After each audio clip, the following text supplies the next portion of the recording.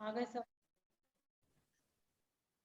फिर वो अभी सब आएंगे, फिर म्यूट का वो नहीं पड़ेगा मैम, मैम। कर दें स्टार्ट। मैं म्यूट कर रही हूँ, बहुत सब आवाज ज्वाइन करते रह जाएंगे आप। आती है, हाँ आवाजें जी, बहुत। मैं कर रही हूँ, आप अपना काम कंटिन्यू करें। ऑलरेडी लेट हो गए आज हम। बरखा जी, आपका किस नाम से ज्वाइन किया? आपने ही तो नहीं किया रियलमी? नहीं, रियलमी ये रहा। ओके, अनम्यूट करें मैम। शिखा। हो गया मैम। हाँ, हो गया। ओके।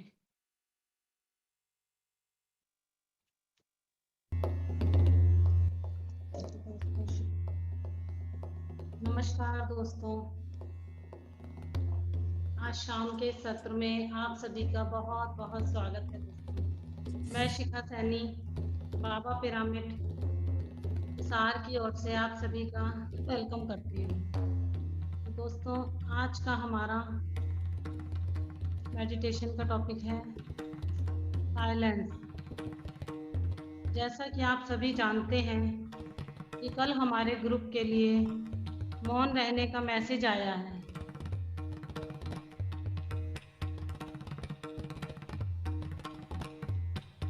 कल रेखा जी ने हमारे साथ शेयर किया था कि हम सबको, पूरे ग्रुप को मौन साधना है। तो दोस्तों, क्या मतलब है इसका? मौन साधने का अर्थ क्या है और मौन का अर्थ क्या है? आज का हमारा मेडिटेशन का विषय यही रहेगा, क्योंकि हमें मास्टर्स की गाइडेंस को फॉलो करना भी ज़रूरी है। जब हम ग्रुप में होते हैं और मैसेज आते हैं तो वो हमारे पूरे ग्रुप के लिए होते हैं। वैसे आप सभी तो परम ध्यानी हैं, मेडिटेटर हैं, तो ज़्यादातर लोग शायद इस बात को जानते भी होंगे कि मौन क्या है और मौन रहने का या मौन व्रत रखने का अर्थ क्या है, उससे हमें क्या क्या लाभ होते हैं।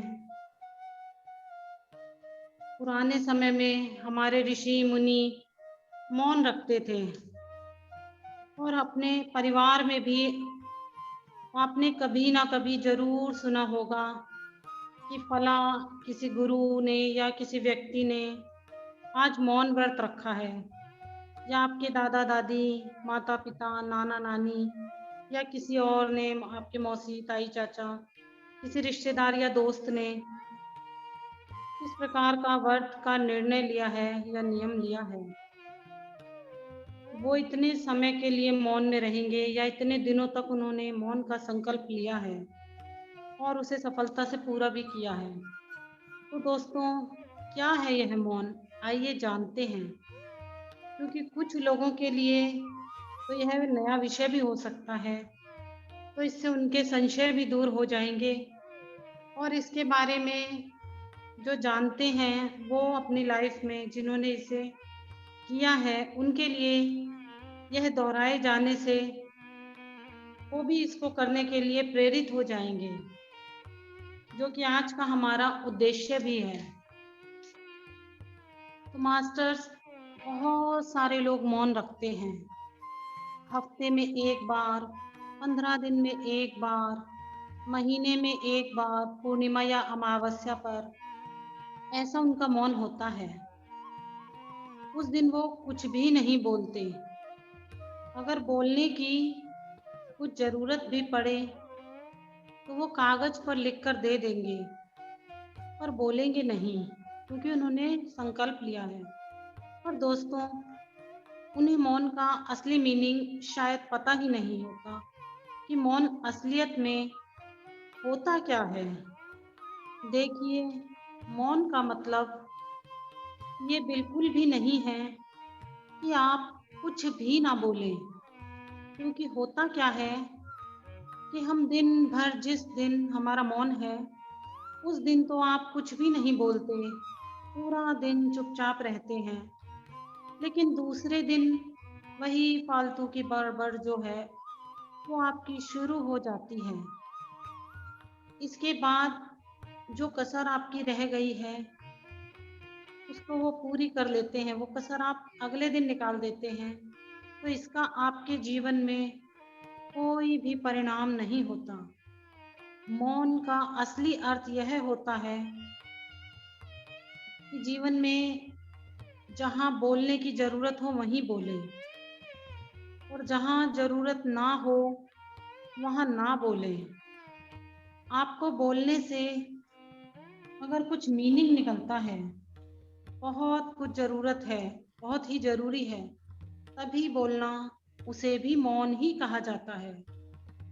जिस दिन आप मौन रखो, आप ये टेक्निक अपने जीवन में इस्तेमाल कर सकते हैं। आप जब हफ्ते में, 15 दिन में, 1 महीने में, या जब भी आप चाहें मौन रखिए। उस दिन ये डिसाइड करें कि मुझे आज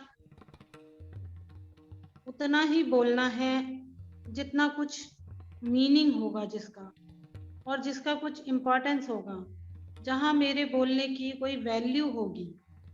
अगर किसी को ज़रूरत होती है उस बोलने की, उसका कुछ महत्व होता है, कुछ उसका फ़ायदा होता है, तभी मैं बोलूँगा या बोलूँगी, नहीं तो मैं नहीं बोलूँगा या नहीं बोलूँगी। आप एक दिन हफ्ते में इसे ट्राई करके ज़रूर देखिए।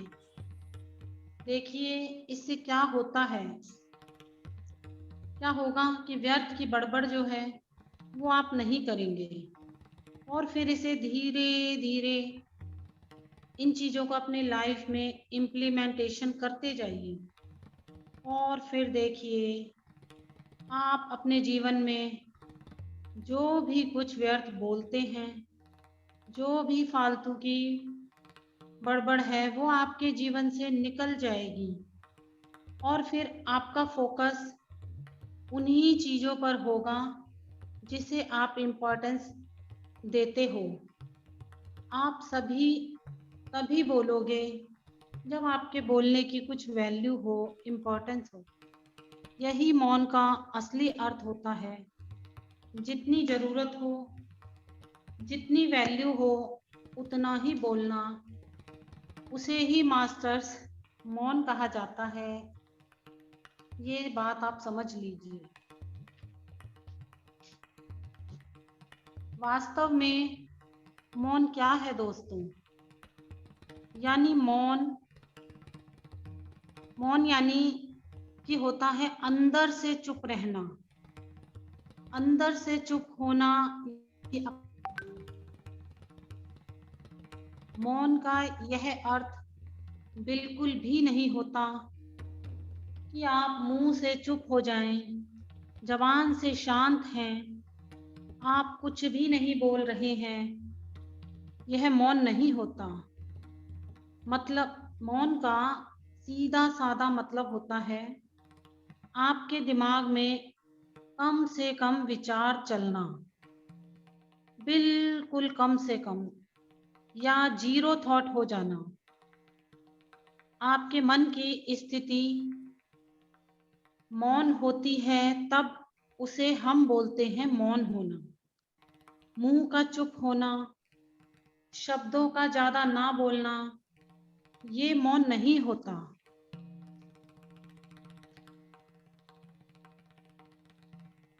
कथावाचक श्री मुरारी बापू जी ने यहाँ तक कहा है कि जागृति के लिए मौन क्या होता है। उन्होंने कहा है कि मौन ज्यादा से ज्यादा हो तो अच्छी बात है, जितना जरूरी है उतना बोला जाए। दूसरी बात उन्होंने कही है कि मुस्कुराहट के साथ मौन होना चाहिए। मौन का अर्थ ये नहीं है कि आपकी त्योरियां चढ़ी हैं और आप गुस्से में हैं। आपके मुख पर मुस्कुराहट होनी चाहिए, मुस्कुराहट के साथ। और मैं तो वहां तक कहूँगा, उन्होंने कहा है कि आपका सही में मौन व्रत हो, लेकिन अगर कोई बच्चा तुम्हारे पास आकर मुस्कुराए तो आपको लगेगा कि उसके सामने मैं नहीं बोलूँगा, तो इस बच्चे, इस बाल कृष्ण का अपमान, अपराध हो जाएगा, इसका अपराध मैं कर सकूँगा। तो उसी वक्त उसके सामने बोलो भी, तुम्हारा मौन नहीं टूटेगा। एक मासूम बच्चे का दिल नहीं टूटना चाहिए। मौन टूटेगा तो भी। बात है मौन रहना। मौन रहने से 2 फायदे तो तत्क्षण नकद मिलते हैं। एक तो झूठ बोलने से बचते हैं और दूसरे की निंदा नहीं की जाती। तो नकद फायदे हैं जो तुरंत मिलते हैं दोस्तों। मौन रहें। मौन में चाहकर भी नहीं बोल सकते झूठ आप। तो सोच में झूठ आ जाए तो वो भी गलत, वो भी ठीक नहीं है, लेकिन बोल तो नहीं सकते। सत्यम वदम, उसका मजबूरी से भी हम पालन करने लगते हैं। तो मजबूरी में भी यदि हम मौन व्रत रखते हैं तो मजबूरी में भी हमें झूठ से बच जाते हैं दोस्तों। हम झूठ नहीं बोल पाते, सत्य ही हम बोलते हैं। और दूसरा सूक्त है प्रियम वदम। मजबूरी से भी यदि हम पालन करने लगते हैं तो निंदा भी नहीं होती। और मौन रहने में बहुधा हमेशा होठ बंद रखने पड़ते हैं, लेकिन मुस्कुराहट के साथ मौन सरल तरल कर देगा आपको। तीसरा, अपनी झोली में मानस रखकर मौन करें। मानस रखो। और चौथा, यदि माला जो आपके गुरु ने आपको दी है और मंत्र, तो ये सभी सिंह राशि के शब्द हैं। ये सभी मकार के अंतर्गत आते हैं, 5 में है ये। मुस्कुराहट, मौन, मानस, माला और मंत्र। तो दोस्तों आप अपनी झोली में मानस रखकर मौन करें। और 5वां है मानस, मौन और मुस्कुराहट। तो गुरु ने जो आपको कोई मंत्र दिया हो तो अपनी माला के साथ उस मंत्र को फेरें। तो ये है मुरारी बापू जी का संदेश। गुरु जी ने जो दी है वो कोई भी तुलसी की या रुद्राक्ष की माला आपके पास हो, जो आप रखते हो माला, तो 5वां गुरु आपका मंत्र है। ये 5 मकार प्रसन्नता प्रदान करेंगे आपको जब आप मौन में हो। तो ये आप उपाय करें दोस्तों। अब आगे बढ़ते हैं। हम सब आज के इस ध्यान में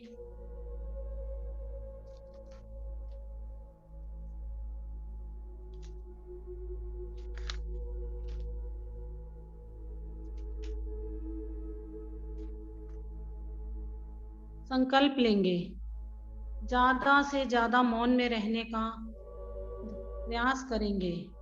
तो दोस्तों क्या करना है हमें मौन में? बोलना तो नहीं, अपनी वाणी में संयम रखना है। आप किताबें पढ़ सकते हैं, ज्ञानवर्धक किताबें पढ़ सकते हैं। पूरे दिन का ना रख सकें तो 4 घंटे का मौन रखें, 5 घंटे का, 1 घंटे का रखें, 2 घंटे का रखें, जितना भी आपको ठीक लगे। शुरुआत आप 1 घंटे से कीजिए कि दिन के किसी भी 1 घंटे में, या 1 से जैसे 5 बजे तक हम करेंगे आज, तो 4 घंटे का।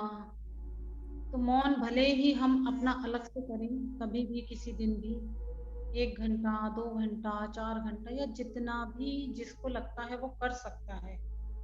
लेकिन ग्रुप में यदि हम करते हैं दोस्तों तो उसकी एनर्जी अलग ही होती है। ये तो आप सभी जानते हैं क्योंकि आप सभी परम ध्यानी हैं।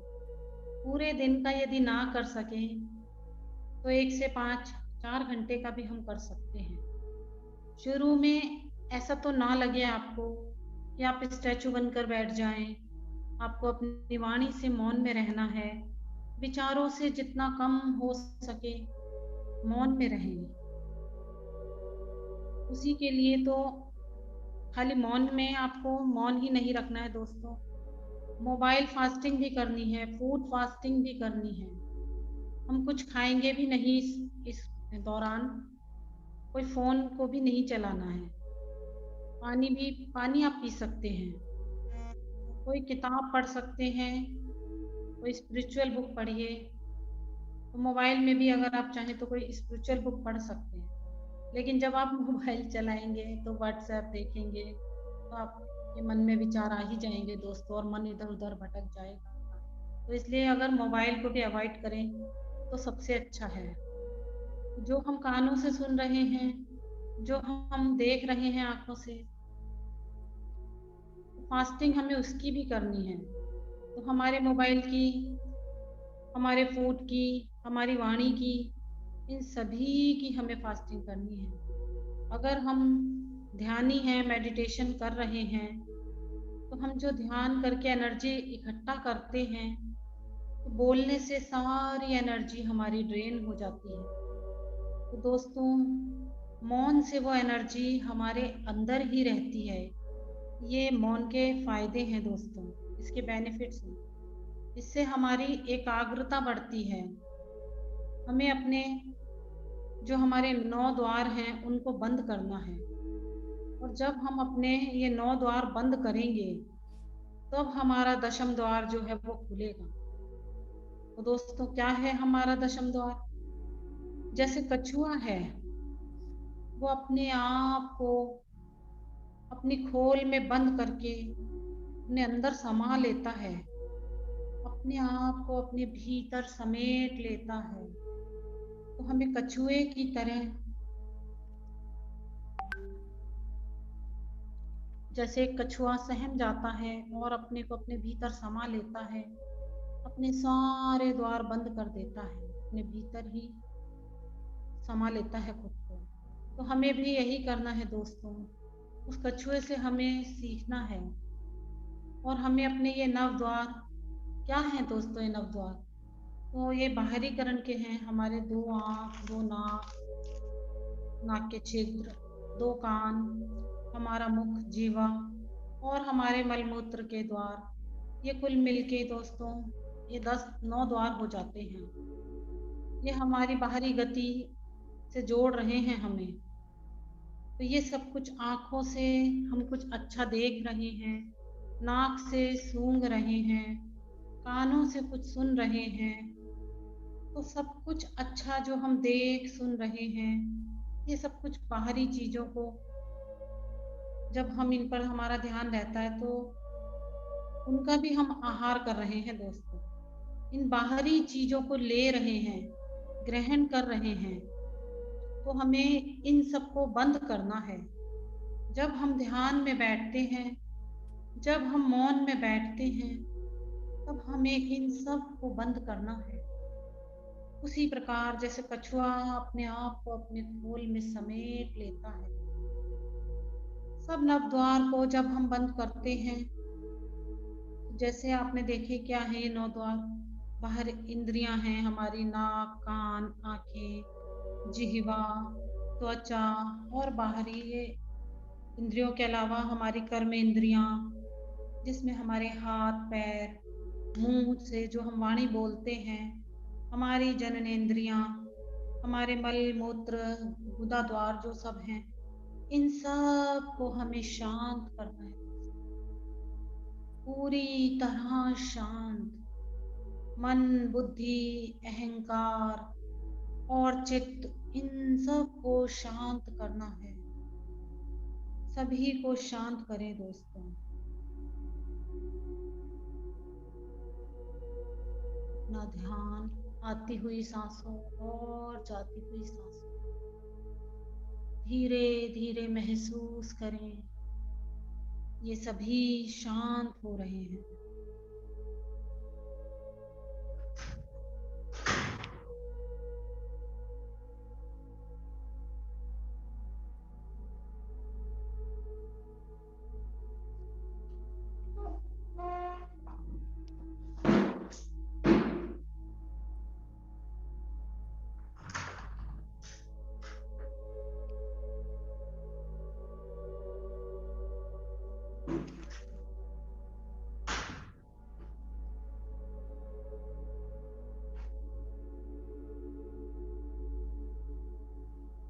आती हुई सांस और जाती हुई सांस। अपने मन को शांत करें दोस्तों। मन, बुद्धि, अहंकार, चित्त, धीरे धीरे महसूस करें ये सब शांत हो रहे हैं, एकदम शांत।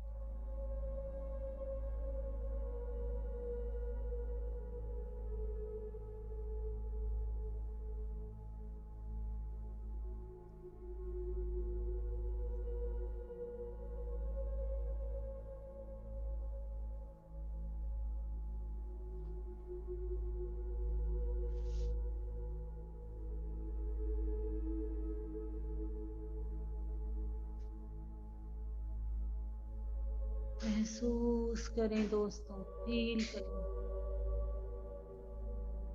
सब कुछ शांत हो रहा है धीरे धीरे। जब ये शांत हो जाएंगे दोस्तों, तब जाकर हमारा दशम द्वार खुलता है। दशम द्वार जो कि है हमारा ब्रह्मरंध्र, जिसे कहते हैं ब्रह्मरंध्र।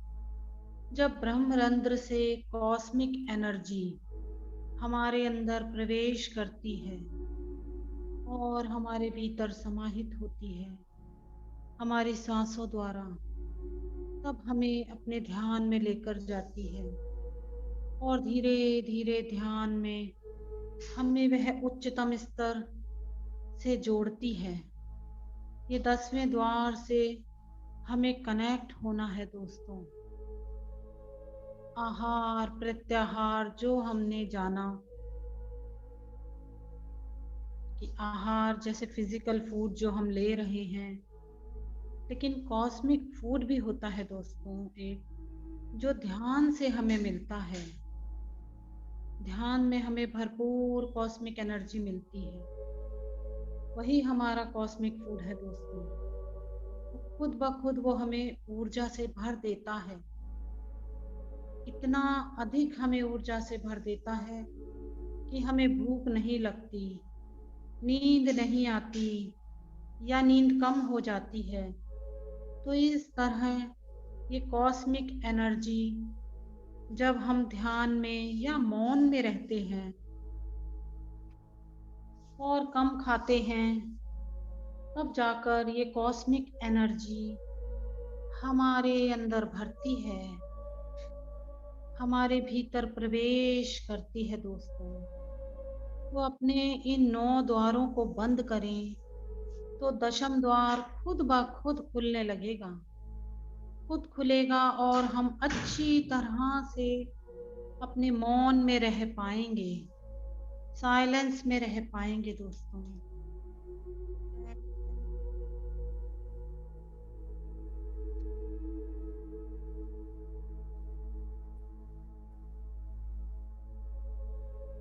अब हम म्यूजिक पर मेडिटेशन करेंगे दोस्तों। आज हमें साइलेंस में ही जाना है, तो मीना मैम म्यूजिक लगा दीजिए।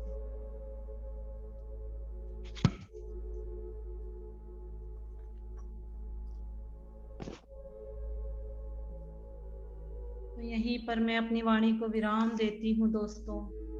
अब आप सब म्यूजिक पर मेडिटेशन कीजिए, अपने ध्यान को आगे बढ़ाइए और इस ध्यान की एनर्जी में अपने अंदर भरता हुआ हेल्दी महसूस स्किन और हेयर कीजिए। का राज सिर्फ बाहर से नहीं,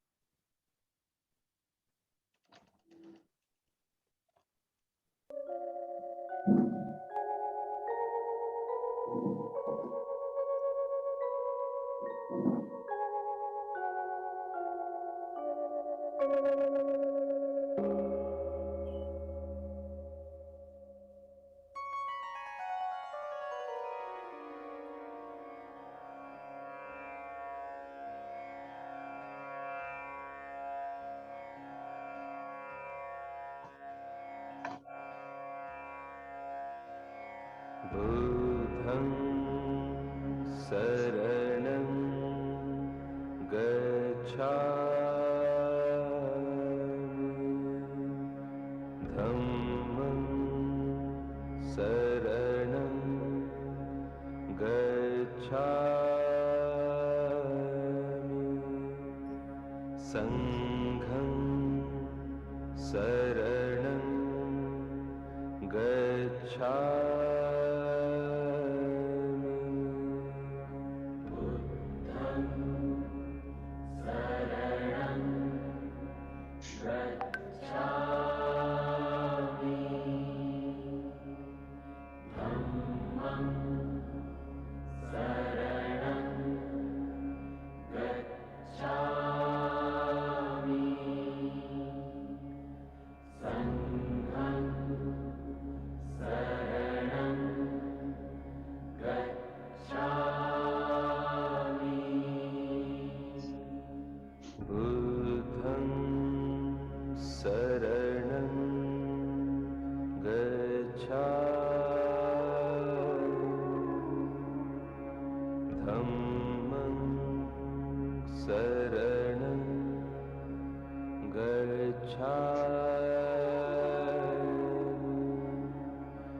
संघं शरणं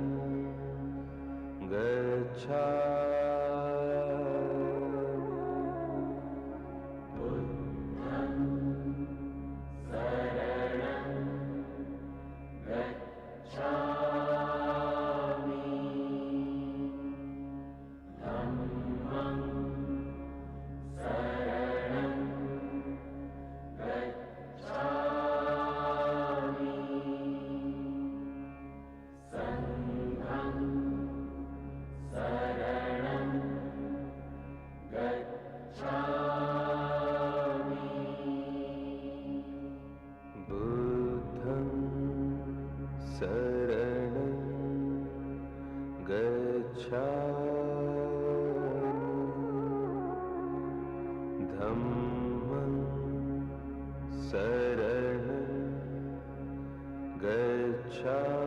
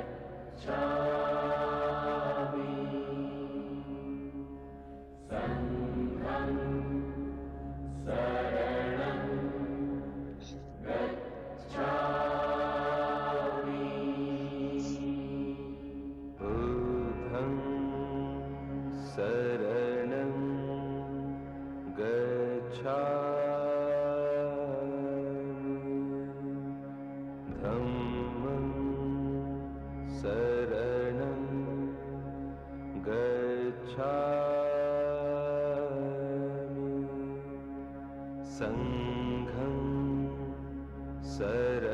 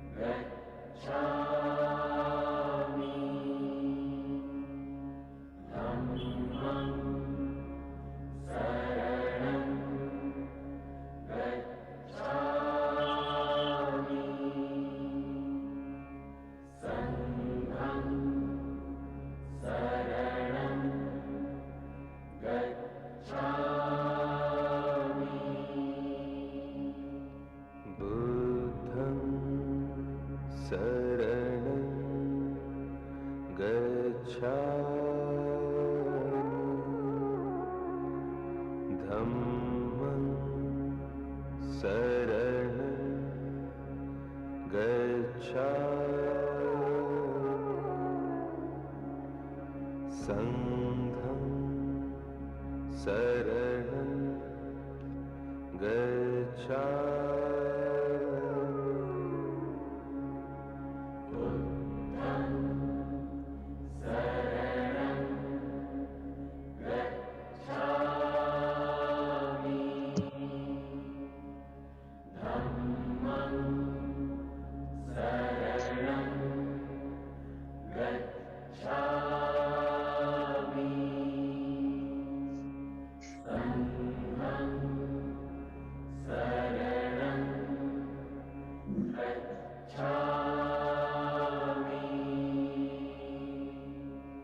बुद्धं शरणं गच्छामि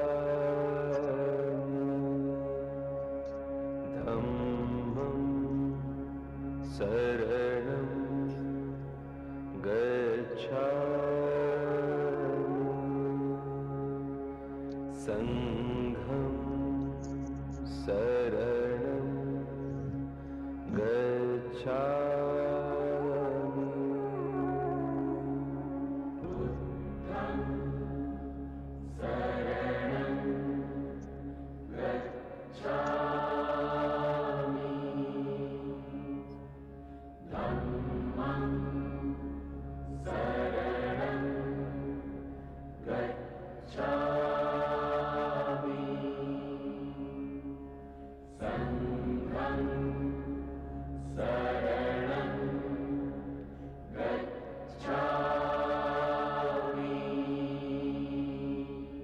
बुद्धं शरणं गच्छामि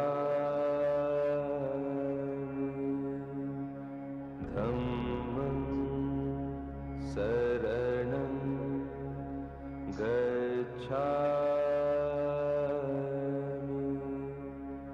संघं शरणं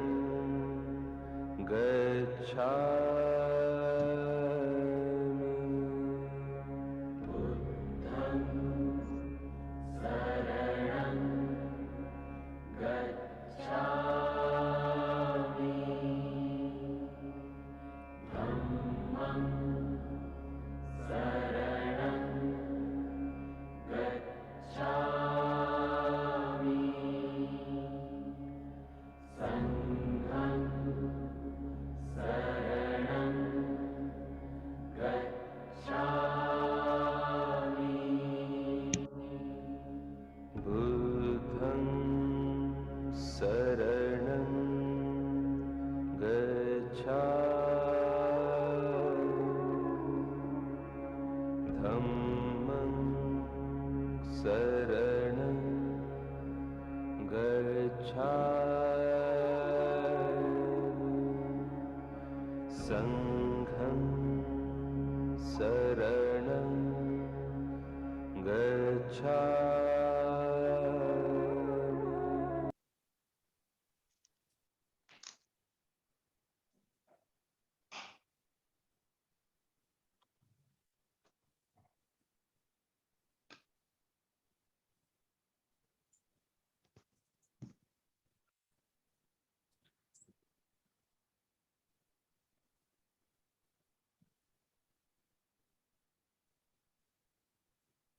मैम लास्ट वर्ड्स को कुछ बोलना चाहते हैं तो उसको कंप्लीट करा लीजिए, मैं म्यूजिक को प्ले करती हूँ।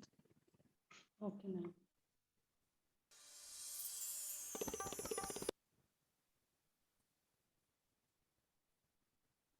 तो दोस्तों, आज हमने जाना कि मौन क्या है, उसका अर्थ क्या है, उसके क्या क्या फायदे हैं हमारे जीवन में। तो आज हम सब संकल्प लेंगे कि आज से हमें जब भी समय मिलेगा, जितनी भी देर का, हम सभी मौन व्रत रखने का संकल्प लेंगे। इससे परिवर्तन जरूर आएगा दोस्तों, हमारी एनर्जी भी बढ़ेगी।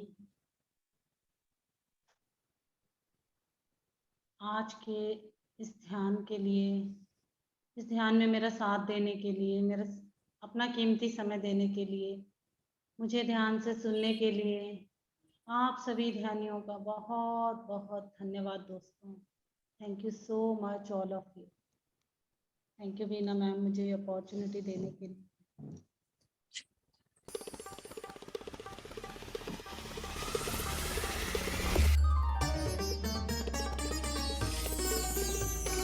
इसी के साथ धीरे धीरे अपनी चेतना को महसूस करते हुए, अपने हाथ आंखों पर रखते हुए ध्यान से इस सॉन्ग का आनंद लें।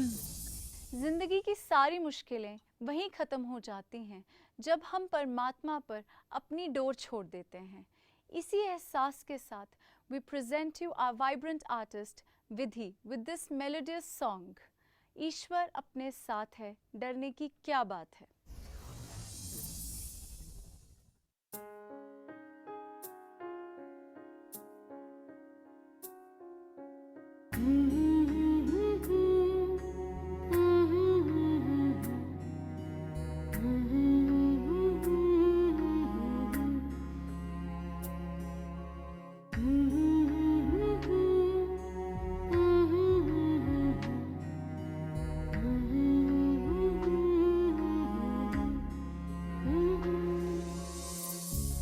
ईश्वर अपने साथ है, डरने की क्या बात है। ईश्वर अपने साथ है, डरने की क्या बात है। सदा सफलता साथ हमारे, सदा सफलता साथ हमारे, हाथों में इसके हाथ है, हाथ है। ईश्वर अपने साथ है, डरने की क्या बात है।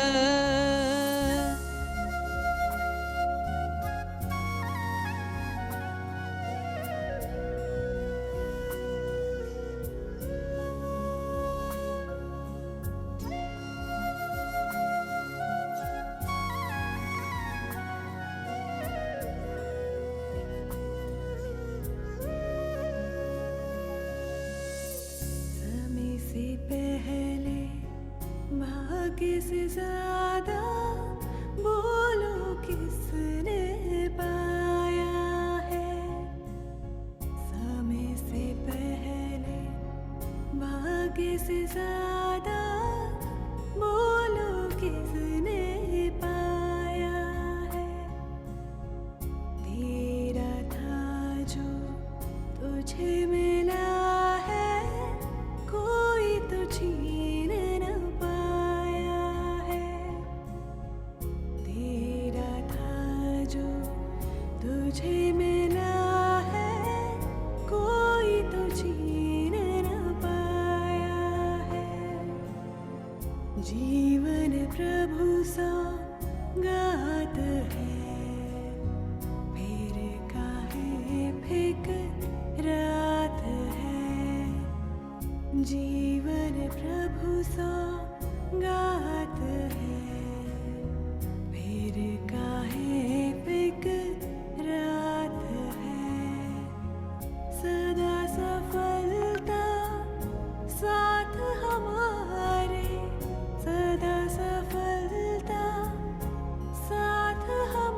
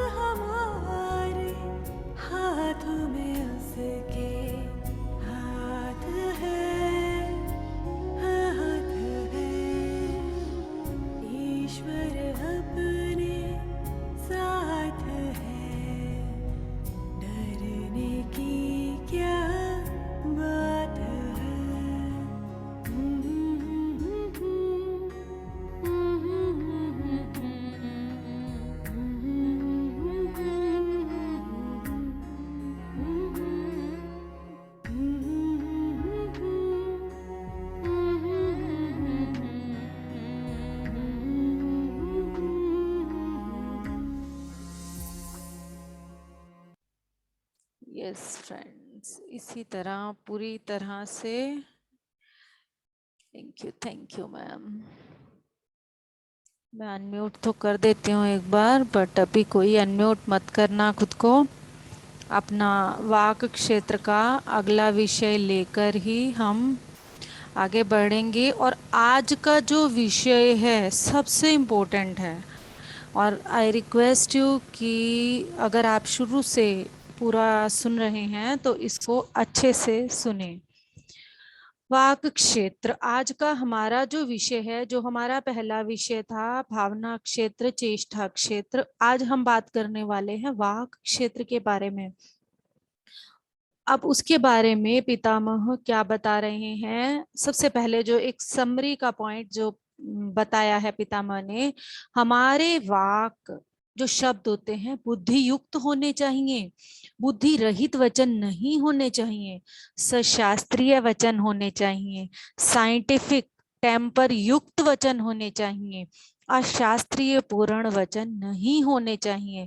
ऐसे वचन निंदनीय हैं, खंडन योग्य हैं, उपेक्षा योग्य हैं और त्यागने योग्य हैं।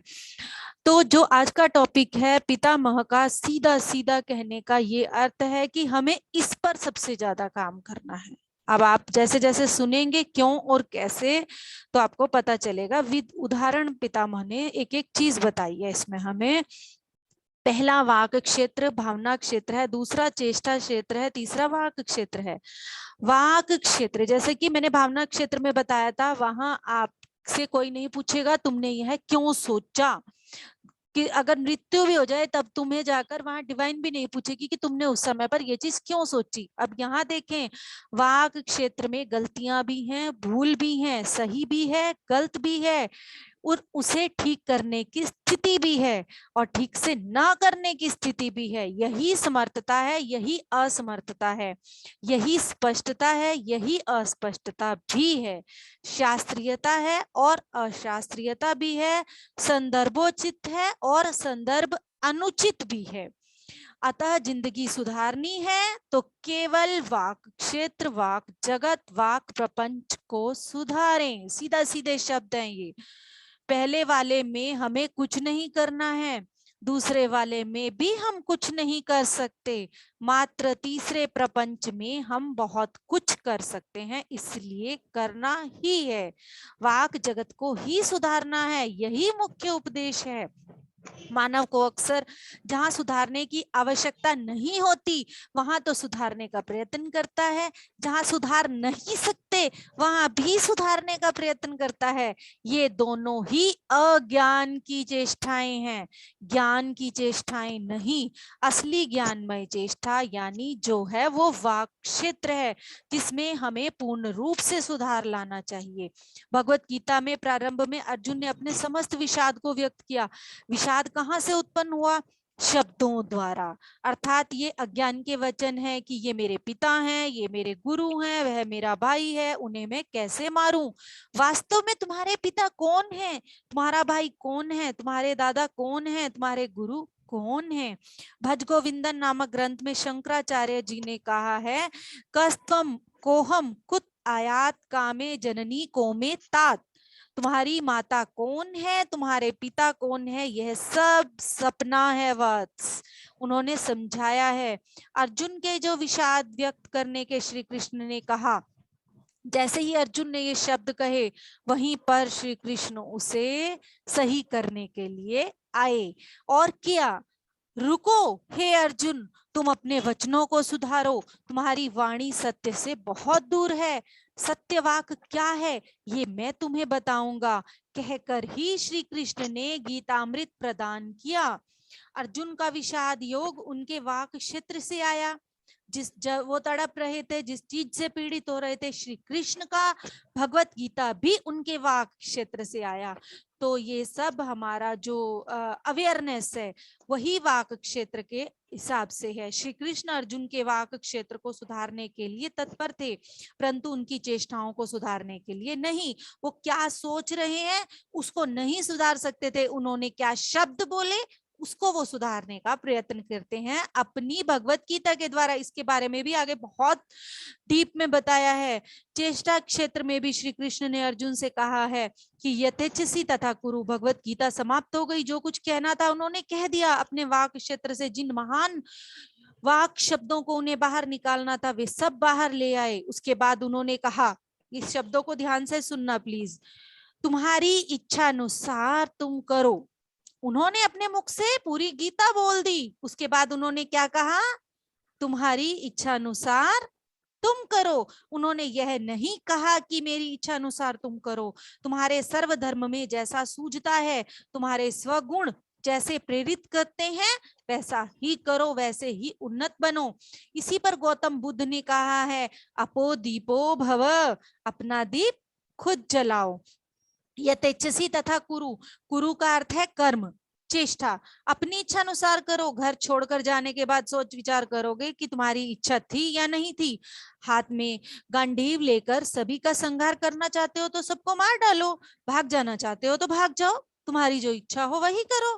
तुम्हारी चेष्टाएं तुम्हारी इच्छा और तुम्हारी चेष्टा जगत है। तुम्हारी इच्छा है मेरे विचारों के अनुसार, मेरे वचनों के अनुसार, मेरी बुद्धि के अनुसार तुम्हें जीने की आवश्यकता नहीं है। साफ साफ शब्दों में कह रहे हैं श्री कृष्ण, मेरे विचारों के अनुसार, मेरे वचनों के अनुसार, मेरी बुद्धि के अनुसार तुम्हें जीने की आवश्यकता नहीं है। अपनी बुद्धि के अनुसार तुम जीवन यापन करो, तुम जो चाहो वही करो। इसमें किसी प्रकार की निंदा नहीं होगी, तुम्हारी निंदा करने का किसी को अधिकार भी नहीं है। उदाहरण, गांडीव छोड़कर 3 कदम पीछे जाओगे तो तुम्हारा शत्रु तुम पर हंसेगा, तुम्हारी हंसी उड़ाएगा। तुरंत तुम पर क्रोधित होकर, उससे पीड़ित होकर तुरंत गांडीव उठाकर तब तुम उनका विनाश करोगे, तब तुम उनका विनाश करोगे। हे अर्जुन, हम दोनों ने अनेक जन्म लिए हैं, मुझे सब पता है। मुझे तुम्हारे जन्मों के बारे में भी सब मालूम है। तुम ही अपने जन्मों के बारे में नहीं जानते हो, इसलिए तुम रो रहे हो। तुम गुणों के अनुसार कार्य करो, चेष्टा संपन्न करो, उसी से तुम्हें आनंद और खुशी प्राप्त होगी।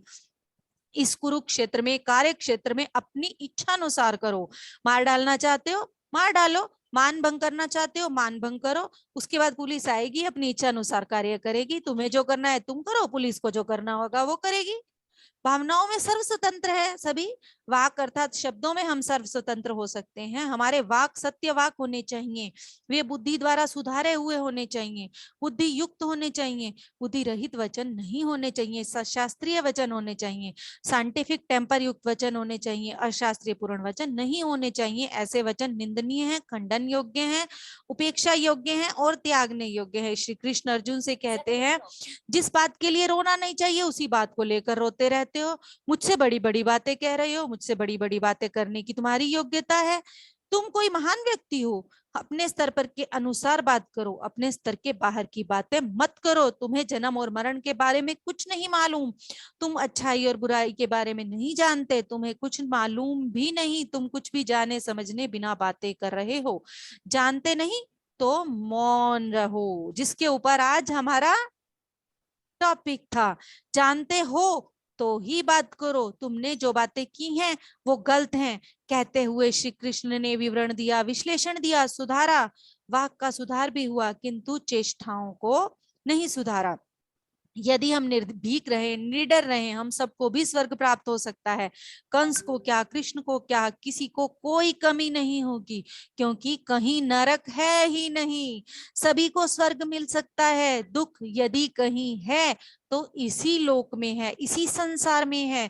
दुख उधर्व लोकों में और सूक्ष्म लोकों में है ही नहीं, वहां तो सुख ही सुख है। यदि दुख है तो अपने अपने भावना जगत से क्रिया जगत में लाया गया है, परंतु स्वतः सृष्टि में कहीं दुख नहीं है। अतः किसी की चेष्टाओं की निंदा न करो।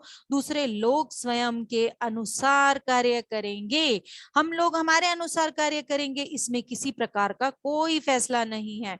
हमारी पसंद नापसंद के अनुसार हमारे विचार हैं, हमारे गुणों के अनुसार हमारा कार्य जगत है। भावना जगत में हम स्वतंत्र हैं। मानव का विकास 2 पक्षों में होता है, एक आंतरिक और दूसरा बाह्य। जीवन में दोनों पक्षों का सामंजस्य और संतुलन होना महत्वपूर्ण है। हम बोल तो कुछ रहे हो, कर कुछ रहे हो, यही है हमारा आंतरिक और बाह्य व्यवहार। मन की शांति केवल आंतरिक विकास पर नहीं मिल सकती, बल्कि इस पर निर्भर होती है कि वह बहिर्जगत में कैसी क्रिया प्रतिक्रिया करता है, वह दूसरों से कैसा बोलता है, कौन से गुणों को धारण किए है।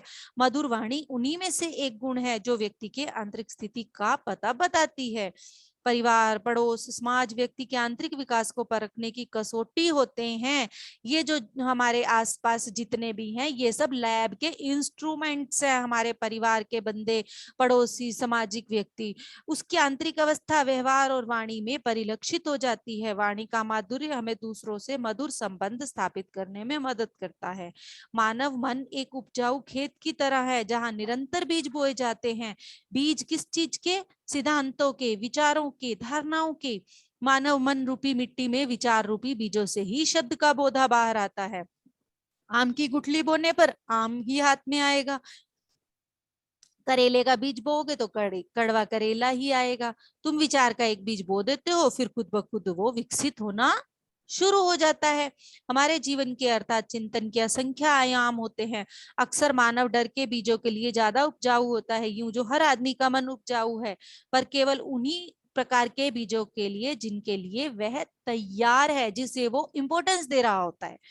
यह देखना है कि हमारा मन कैसे बीजों के लिए अधिक उपजाऊ है। वाणी भी उनमें से एक है। हमें मन को प्रेम के बीजों को स्वीकार करने के लिए तैयार करना है। शब्दों का प्रभाव कल्याणकारी और विध्वंसक दोनों प्रकार से हो सकता है। हिटलर का ही देख लो एग्जाम्पल। उसने केवल भय के बीजों को ही बोया, वे विकसित होकर ताकतवर हो गए। हिटलर के शब्दों का प्रभाव उग्र वक्ता भीड़ को, जन समुदाय को उत्तेजित करना, उससे भयंकर कार्य कराना। हिटलर के भाषण से समस्त संसार में हलचल मच जाती थी। डर पैदा हुआ, परिणाम हुआ द्वितीय विश्व युद्ध। उसने शब्दों के प्रयोग से देश के सबसे विद्वान लोगों के साथ चालबाजी की। यह है शब्दों की शक्ति। उसने भय के बीजों को शब्दों के रूप में फैलाया, वे विकसित होकर ताकतवर हुए और व्यापक तबाही मच गई। सेम वही एग्जाम्पल, द्रौपदी के 4 शब्द, अंधे का पुत्र अंधा। महाभारत जैसा विध्वंस हुआ। ताकत हमारे मुंह से ही प्रसारित होती है, हम दूसरों पर शब्दों के द्वारा प्रभाव करते हैं।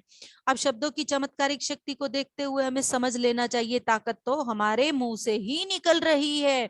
हमारे मन में अगर भय या संदेह का एक भी बीज बो दिया जाए तो घटनाओं का अनंत ड्रामा खड़ा हो जाएगा। यदि एक स्वस्थ व्यक्ति को बताया जाए कि आप कैंसर से पीड़ित हैं, मान जाएगा तो वह शीघ्र ही कैंसर से मर जाएगा। शब्दों का वार कभी खाली नहीं जाता। शब्द को शास्त्रों में बाण कहा गया है। धनुष से बाण छूटता है तो उसमें शक्ति होती ही है। हम चाहे नेता, अभिनेता, संत, डाकू, साधारण, असाधारण, वो हमारा अपना व्यक्तित्व है।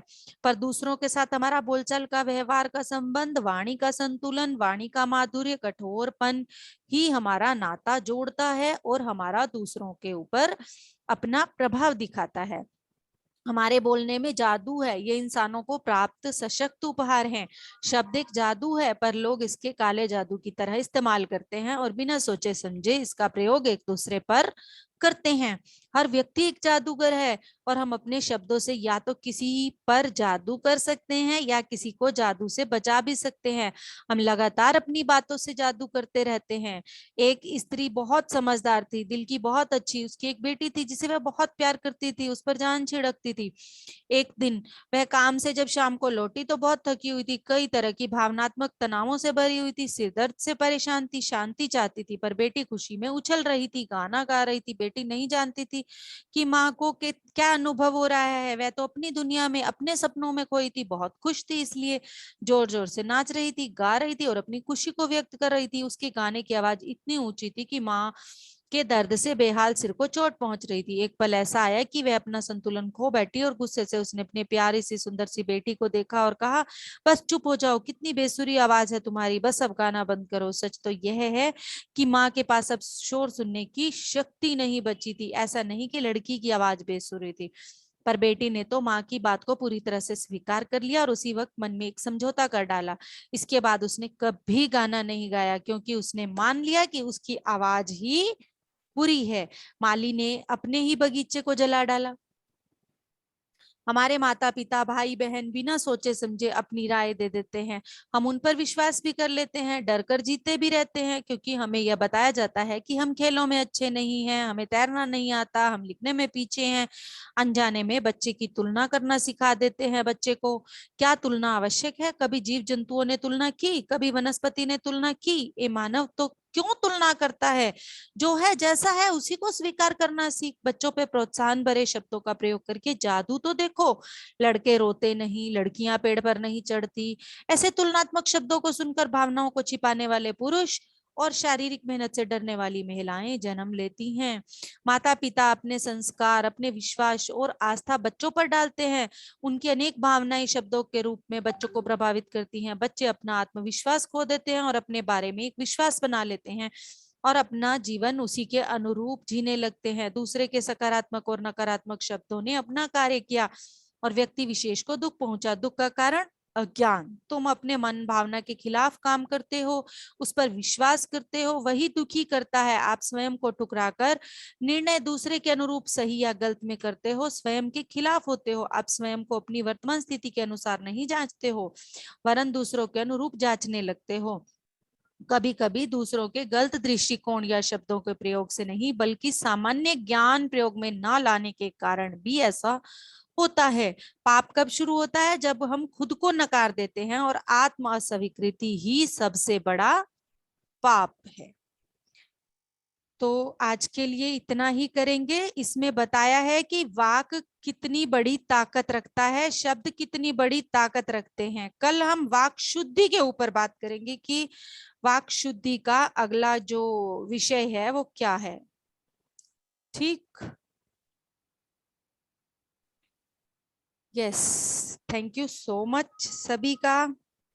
इतने अच्छे से सभी ध्यान पूर्वक सुन रहे हैं, बहुत बहुत धन्यवाद आप सबका। यस, अपना एक्सपीरियंस शेयर करने के लिए आए। कौन आ रहा है? हैंड रेस करें, या तो अपना बोलना शुरू कर दे अनम्यूट करके, या फिर हैंड रेस करें।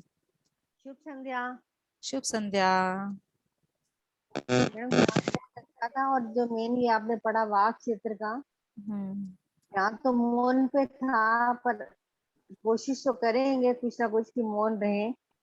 अभी तक तो नहीं रह सकते, अब कोशिश करेंगे कि थोड़ी देर मौन रहे। और जो ये सुना, ये तो वही है कि शब्दों में बहुत बड़ी ताकत है, कि शब्द जो है सोच समझ के निकालने चाहिए।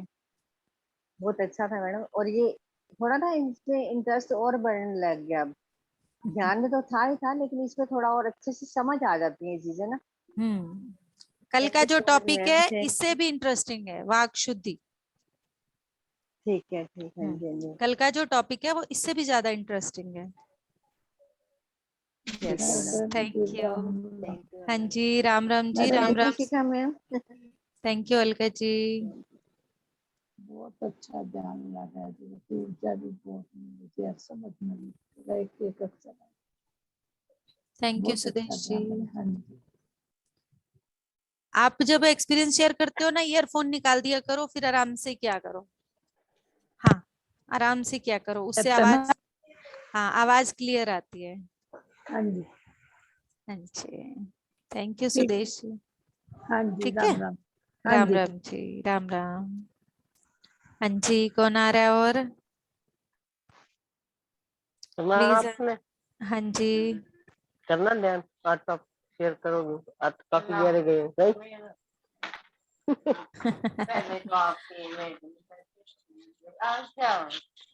ओके, प्लीज आए। कौन आ रहा है? उनके तबीयत ठीक नहीं थी, दवाई लेके आए, आके लेट गए, नीचे बैठे। यस, प्लीज आए। आत्मवंदन। मैं ध्यान और ज्ञान, वही है मौन की ताकत। सबसे बड़ी चीज यही सुनने में आई है, वही हो रही है। सुबह में 1 घंटा मौन कर पाई, मौन इससे ज्यादा नहीं हुआ। धीरे धीरे उसको टाइमिंग बढ़ा। कोई बात नहीं, हाँ कोई बात नहीं। किसी भी चीज को, नई चीज को शुरू करो तो थोड़े से ही शुरू करो, ताकि उसे बढ़ा पाओ। जी मैम। हाँ, कभी भी कोई भी सुबह नई चीज जैसे शुरू 4 करो ना बजे, तो हमेशा थोड़े से ही शुरू करो। हाँ जी।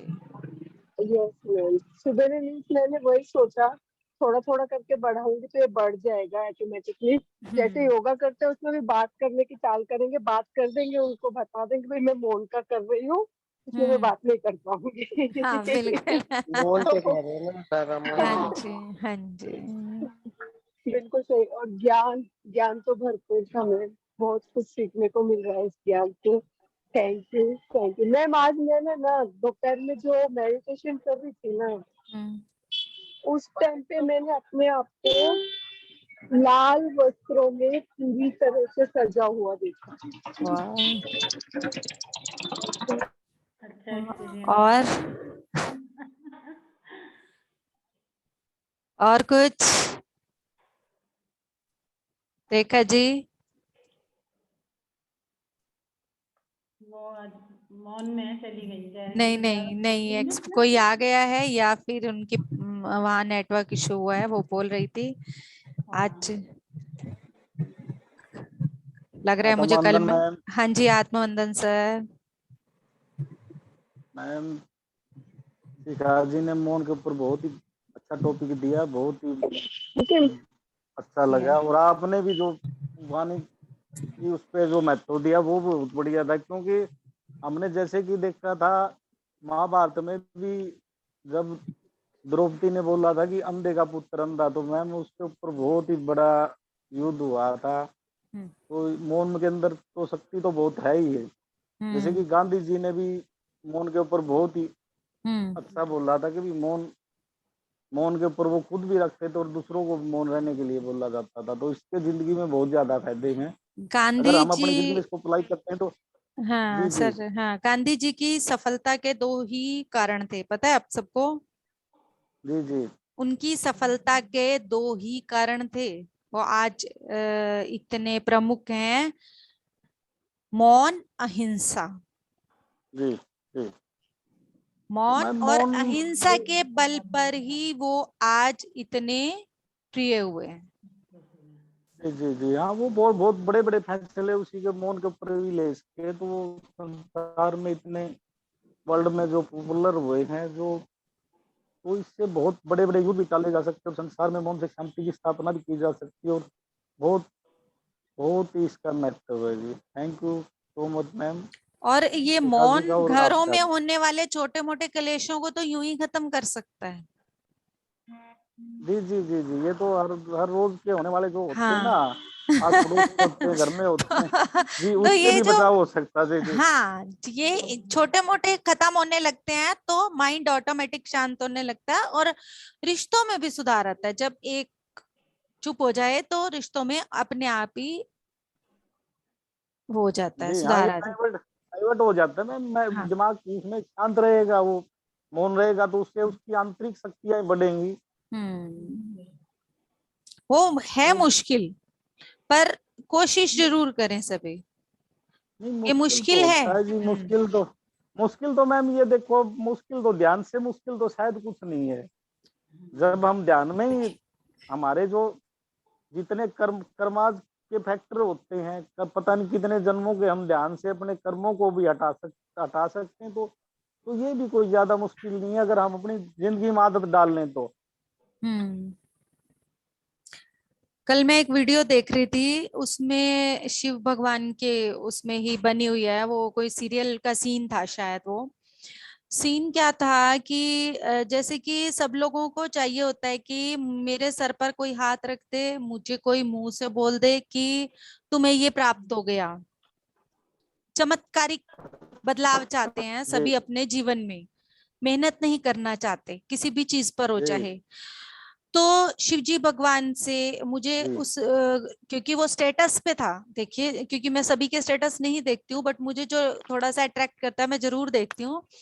तो वो जी स्टेटस के ऊपर था तो इतना क्लियर नहीं पता चला कि वो लड़की कौन थी। एक मतलब बिल्कुल ज्यादा बड़ी उम्र की नहीं, 15 साल की लड़की थी। उससे शिवजी भगवान से पूछ रही थी कि आप खुद इतने बड़े योगी हैं तो आप तो मुझे 1 मिनट में उस चीज को दे सकते हैं ना।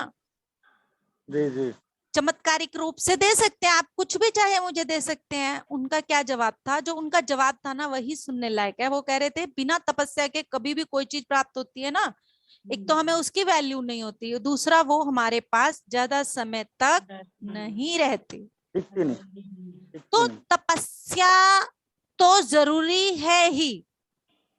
जी जी। अब वो तपस्या आप किस चीज की करो। अब इसको आज मैं एक और देख रही थी वीडियो, उसमें देखिए यही मौन की ताकत के ऊपर मैं बताती हूँ। गौर गोपाल दास को सभी सुनते हैं।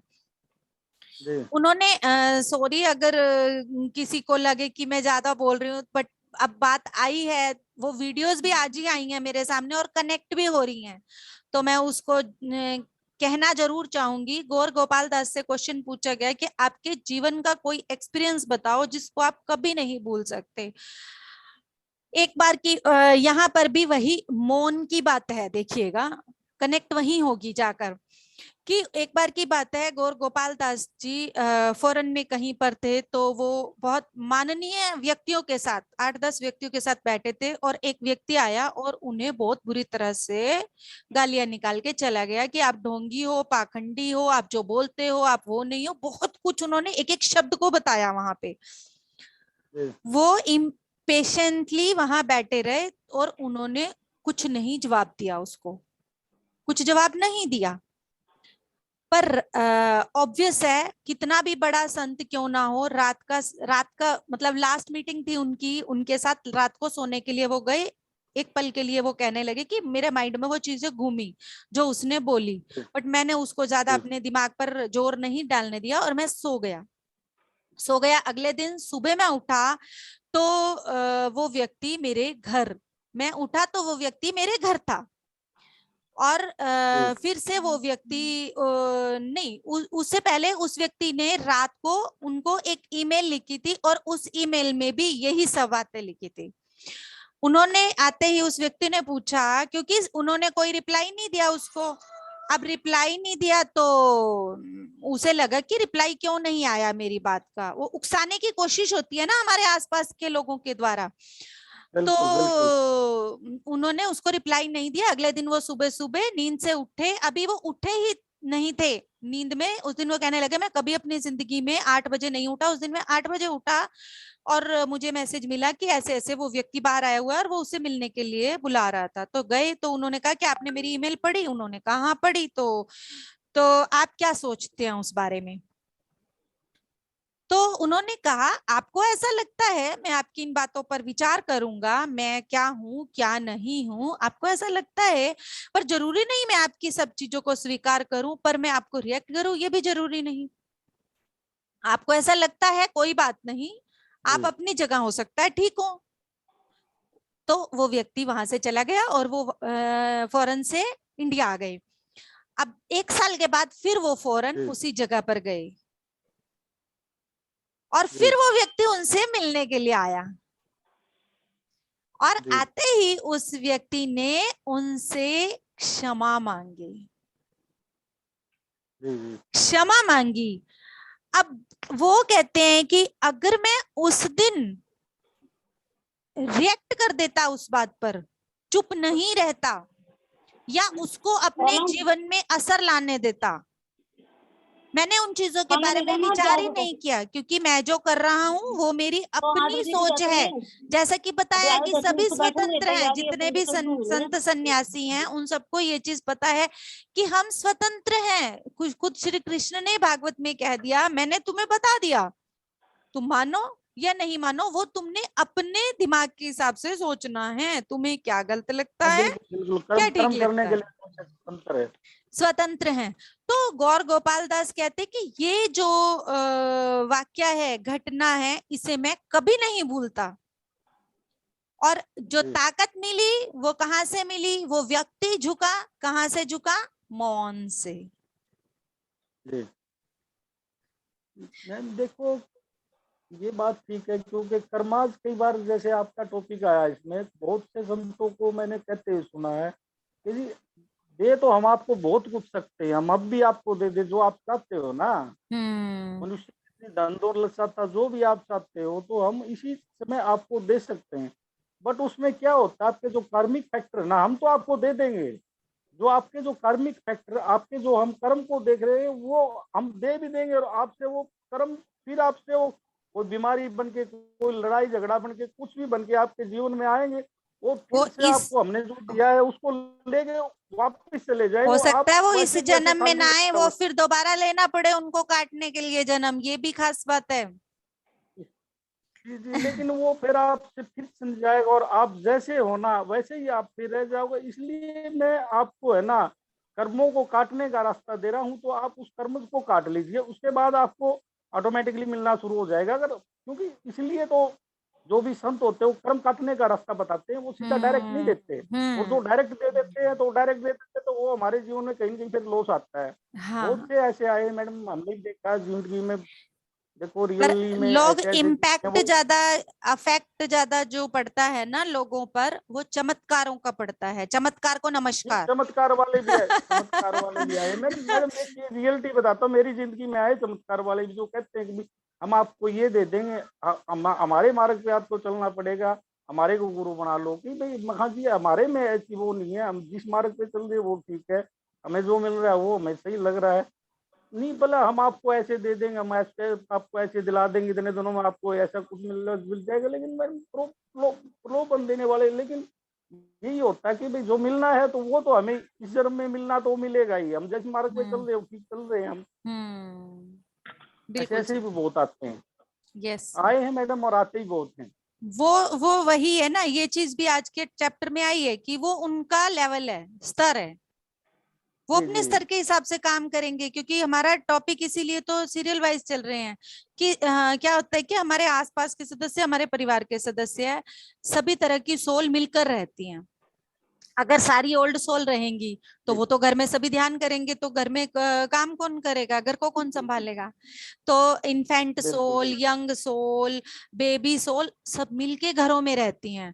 इन्फेंट सोल को बेबी के साथ एडजस्ट होना आ जाता है, बेबी सोल को यंग सोल के साथ, यंग सोल को, वो धीरे धीरे धीरे धीरे उनके गुणों को अपनाते अपनाते अपनाते अपनाते हम ओल्ड सोल में पहुंचते हैं।